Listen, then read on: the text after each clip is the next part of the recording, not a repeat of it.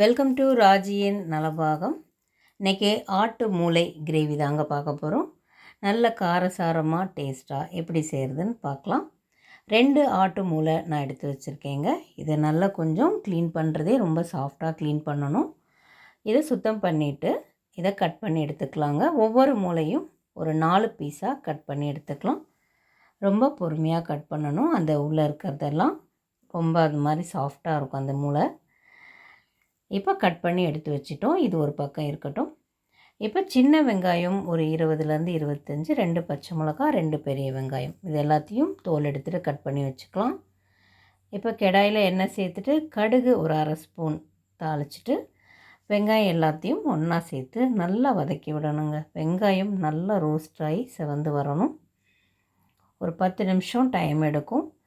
நல்லா செவந்த பிறகு ஒரு 1 டீஸ்பூன் இஞ்சி பூண்டு விழுது சேர்த்துக்கலாம். அதையும் ஒன்றா சேர்த்து நல்லா வதக்கி விடுங்க. இஞ்சி பூண்டு விழுது எண்ணெய் எல்லாம் ஒன்றா சேர்ந்து நல்லா எண்ணெய் பிரிஞ்சு வரட்டும்.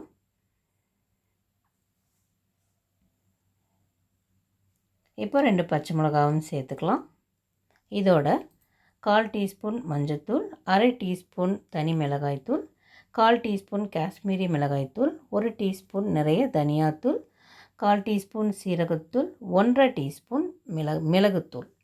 இப்போது உப்பு தேவைக்கு இது எல்லாத்தையும் ஒன்றா சேர்த்து ஒரு தடவை பிரட்டிட்டு இதோட தண்ணி கொஞ்சமாக சேர்த்துக்கலாங்க.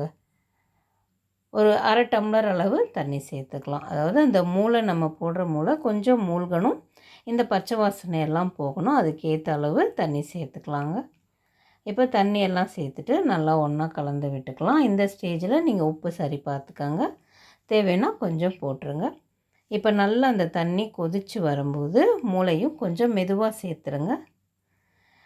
இது சமைச்சு நம்ம முடிக்கிற வரைக்குமே ரொம்ப சாஃப்டாக ஹேண்டில் பண்ணணுங்க. ரொம்ப போட்டு அப்படியே கிளறிலாம் விட முடியாது. இப்போ மூளையை போட்டுட்டு மெதுவாக அப்படியே நம்ம தண்ணியில் தனித்தனியாக பிரித்து விட்டுட்டு அப்படியே விட்டுறலாம். இப்போ ஒரு 10லேருந்து 15 நிமிஷம் அப்படியே ஸ்டவ்வை மீடியமில் வச்சு அப்படியே விடுங்க. இப்போ இந்த ஸ்டேஜில் மூளை வெந்திருக்கும். இப்போ கொஞ்சம் அடியில் பிடிக்காமல் இருக்கான்னு பார்த்துட்டு கொஞ்சம் மெதுவாக எடுத்து விட்டுட்டு ஸ்டவ்வை இப்போ சிம் பண்ணி வச்சுக்கலாம். அப்படியே மெதுவாக எடுத்து விடுங்க. ரொம்ப கிளறியே கொடுக்கக்கூடாதுங்க. அப்படியே ஸ்டவ்வை சிம்லேயே வச்சுருங்க. திருப்பி அந்த எண்ணெய் எல்லாம் மெதுவாக பிரிஞ்சு மேலே வரட்டும்.